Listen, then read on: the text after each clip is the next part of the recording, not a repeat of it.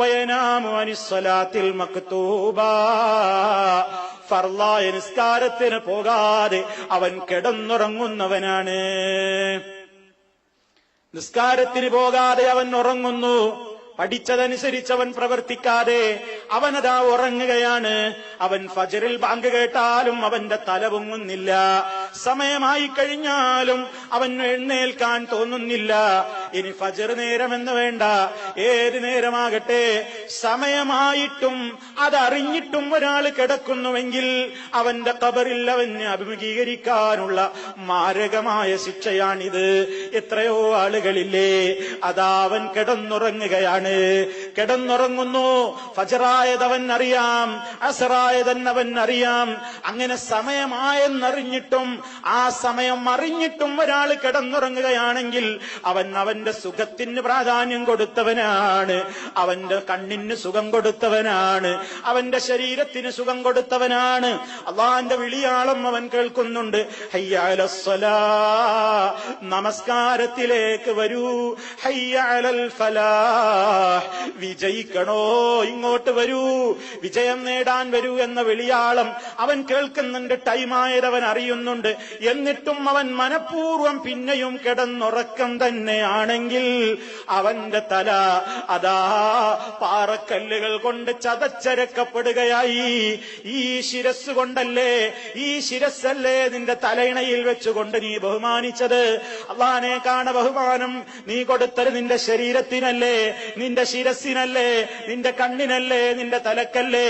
അതാ ആ മാന്യമെന്ന് നിനക്ക് തോന്നിയ ശിരസിതാ ചതച്ചരക്കപ്പെടുന്നു എന്ന മട്ടിൽ അവന്റെ ബർസഖിയായ ജീവിതത്തിൽ ഖിയാമത്ത് നാൾ വരെ അതാ നിസ്കാരത്തിന് എഴുന്നേൽക്കാതെ മനഃപൂർവ്വം കിടന്നുറങ്ങുന്നവന്റെ തല ചതച്ചരക്കപ്പെടുന്നു. എത്ര ഗൗരവമാണ് പ്രിയപ്പെട്ടവരെ. ജീവിതത്തിൽ മനുഷ്യൻ അറിയാതെ ഉറങ്ങിപ്പോയേക്കാം, അറിയാതെ സമയമായതറിയാതെ ഉറങ്ങിപ്പോയേക്കാം, സമയം കഴിഞ്ഞതിന്റെ ശേഷം ഉണർന്നേക്കാം. അതല്ലാഹു ഇളവ് നൽകിയ ഒരു കാര്യമാണ്. പക്ഷേ എത്രയൊക്കെ ന്യായങ്ങൾ നമ്മൾ പറഞ്ഞാലും റബ്ബിന്റെ കോടതിയിൽ സ്വീകരിക്കപ്പെടുന്ന ന്യായങ്ങൾക്കാണല്ലോ വിലയുള്ളത്. മനഃപൂർവ്വം ഉറങ്ങിയതാണോ അതോ അറിയാതെ ഉറങ്ങിപ്പോയതാണോ, അത് വിചാരണക്കെടുക്കുന്ന റബ്ബിന് നന്നായി അറിയാമല്ലോ. അതുകൊണ്ട് ഒരിക്കലെങ്കിലും അല്പമെങ്കിലും അറിഞ്ഞിട്ട് കിടന്നുറങ്ങിക്കൂടാ. ജമാഅത്തിന് പോകാതെ, നിസ്കാരത്തിന് പോകാതെ കിടന്നുറങ്ങിക്കൊണ്ട് കഴിച്ചു കൂട്ടുന്നവനാണാവട്ടെ പെണ്ണാവട്ടെ, അവന്റെ ശിരസ്സതാ വളരെയേറെ ഈ രൂപത്തിലുള്ള അതിഭീകരമായ നിലക്കുള്ള ശിക്ഷയ്ക്ക് വിധേയമാക്കപ്പെടുന്നു.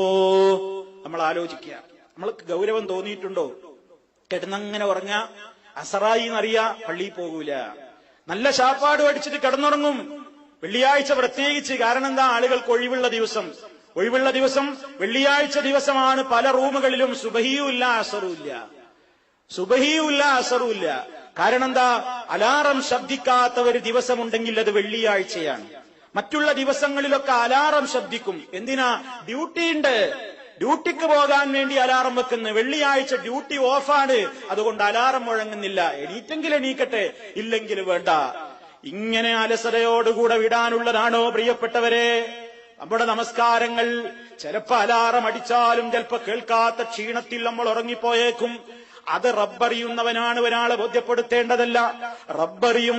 പക്ഷേ അല്പമെങ്കിലും നമ്മൾ അറിഞ്ഞുകൊണ്ടാണ് ഉറങ്ങിയതെങ്കിൽ, അതിന് തൗബ ചെയ്യാതെ മരണപ്പെട്ടു പോയെങ്കിൽ, ആ നിലക്ക് റബ്ബിനോട് അതിനെ സംബന്ധിച്ച് കരഞ്ഞു പറയാതെ മരണപ്പെട്ടു പോയെങ്കിൽ ഖബറിൽ ഇതാണ് അനുഭവിക്കേണ്ടി വരുന്നത്.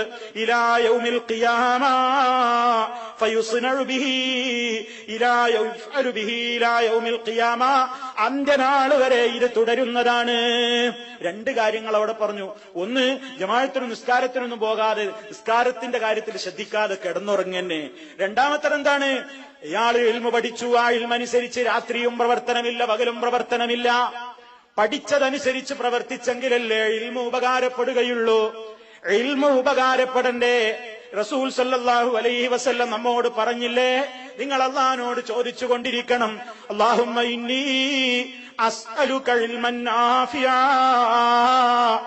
നാഫിയായ ഇൽമിനെ തരണേ അല്ലാഹ്. നാഫിയായ ഇൽമു എന്ന് പറഞ്ഞാൽ എന്താ?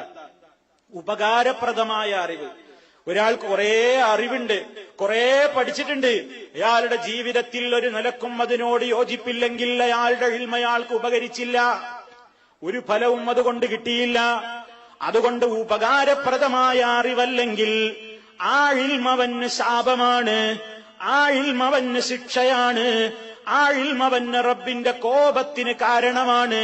അതുകൊണ്ട് പ്രിയപ്പെട്ടവരെ, പഠിച്ചു കഴിഞ്ഞാൽ ആ പഠിച്ചത് എത്ര കുറവാണെങ്കിലും ആ അറിഞ്ഞ കാര്യമനുസരിച്ച് അമൽ ചെയ്യുവോളം നമ്മൾ ആ വിഷയത്തിൽ ജാഹിലിന്റെ സ്ഥാനത്താണ്. ഒരാൾക്കൊരുപാട് ഇൽമുണ്ട്, അയാൾ പ്രവർത്തിക്കുന്നില്ലെങ്കിൽ അയാളും ജാഹിലും ഒരുപോലെ. ജാഹിൽ ഒരു പക്ഷേ അറിയാതെയാവാം, ഇവൻ പഠിച്ചിട്ട് പ്രവർത്തിക്കാത്തവനാണെങ്കിൽ അവന്റെ ശിക്ഷ വളരെ ഗൗരവമല്ലേ. അതുകൊണ്ട് അള്ളാന്റെ ഖുർആൻ അവഗണിച്ചവരുടെയും നിസ്കാരത്തിന് പോകാതെ കിടന്നുറങ്ങുന്നവരുടെയും ശിക്ഷയാണി പറഞ്ഞത്. അവന്റെ തലയിങ്ങനെ അതാ വലിയ പാറക്കല്ലുകൾ കൊണ്ട് എറിഞ്ഞ് ചതച്ചരക്കപ്പെടുന്നു. അള്ളാഹു നമ്മെ കാത്ത് രക്ഷിക്കുമാറാകട്ടെ.